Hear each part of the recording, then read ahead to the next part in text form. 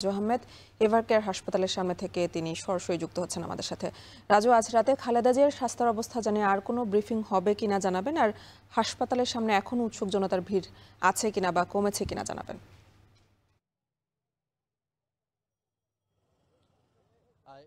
জানিয়ে রাখতে চাই যে গত 3 দিন ধরে কিন্তু বেগম জিয়ার শারীরিক অবস্থা একই রকম রয়েছে এবং এটি কিছুক্ষণ আগেই ব্রিফিং করেছেন এবং পরবর্তীতে আরও ব্রিফিং হতে পারে এমনটি কিন্তু জানানো হয়েছে। সেই সঙ্গে যদি জানাই যে এই মুহূর্তে এখন পর্যন্ত সারা দিন জুড়ে যেমন উৎসুক ভিড় ছিল, সেই ভিড়টি এখন পর্যন্ত রয়েছে। বারবারই অনুরোধ করা হয়েছে দলের পক্ষ থেকে, স্থায়ী কমিটির পক্ষ থেকে, এবং খালেদা জিয়ার ব্যক্তিগত চিকিৎসক তিনিও বারবার অনুরোধ করেছেন যাতে এখানে যেহেতু এভারকেয়ার হাসপাতালে আরও অনেক রোগী আছেন, তাদের নিরাপত্তা এবং চিকিৎসার কাজ যাতে ব্যাহত না হয় সেই জন্য আসলে অনুরোধ করা হয়েছে। তবে নেতাকর্মীরা প্রিয় নেত্রীর এই সংকটপূর্ণ সময়ে তারা পাশে দাঁড়াতে চান এবং এখানে তারা অনেকেই দীর্ঘক্ষণ ধরে অপেক্ষা করছেন। জানিয়ে রাখবো যে এই মুহূর্তে কিছুক্ষণ আগে যেমনটি জানিয়েছিলেন ডক্টর জাহিদ, খালেদা জিয়ার জন্য যে পৃথিবীর সবথেকে ভালো চিকিৎসা ব্যবস্থা এখানে করা হয়েছে এমনটি কিন্তু জানানো হয়েছে। সেই সঙ্গে তিনি যেমনটি জানিয়েছিলেন যে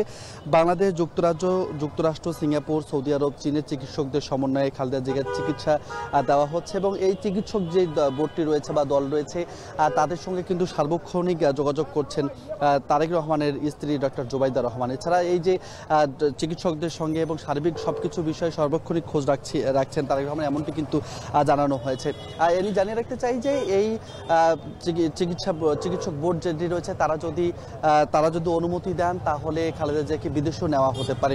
তো এখনকার পরিস্থিতি যদি জানাই যে সারাদিন জুড়ে যেমন নেতাকর্মীরা এসেছেন, বিভিন্ন রাজনৈতিক দলের নেতাকর্মীরা এসেছেন এবং এখন পর্যন্ত কিন্তু বিএনপি এবং বিএনপির উপদলগুলো যেগুলো রয়েছে সেগুলো নেতাকর্মীরা তারা এখানে এসে রয়েছেন এবং বিশেষ করে যারা আসছেন তারা দীর্ঘ সময় ধরে এখানে অপেক্ষা করছেন। অর্থাৎ এই পরিস্থিতিগুলো নিয়ন্ত্রণে কিন্তু এই এভারকেয়ার হাসপাতালের সামনে আইন শৃঙ্খলা রক্ষাকারী বাহিনী মোতায়েন করা হয়েছে এবং এই পুরো এলাকাটি জুড়ে পুলিশের বেশ কিছু সদস্য আমরা দেখেছি তারা নিরাপত্তার বিষয়টি জোরদারভাবে দেখছেন এবং প্রবেশ গেট যেটি রয়েছে এভারকেয়ারের সেই প্রবেশ গেটেও কিন্তু আমরা দেখছি যে পুলিশের ঊর্ধ্বতন কর্মকর্তা থেকে শুরু করে নিরাপত্তার সাথে যে ধরনের প্রস্তুতি নেওয়া দরকার সেটি নেওয়া হয়েছে এবং প্রবেশ পথ যেটি রয়েছে সেটিতেও মূলত নেতাকর্মীরা অবস্থান নিয়েছে, ফলে সার্বিক নিরাপত্তার বিষয়টি নিশ্চিত করা হয়েছে। একই সঙ্গে যাতে কোনো ধরনের বিশৃঙ্খল পরিস্থিতি না হয় সেটিও কিন্তু খেয়াল রাখা হচ্ছে।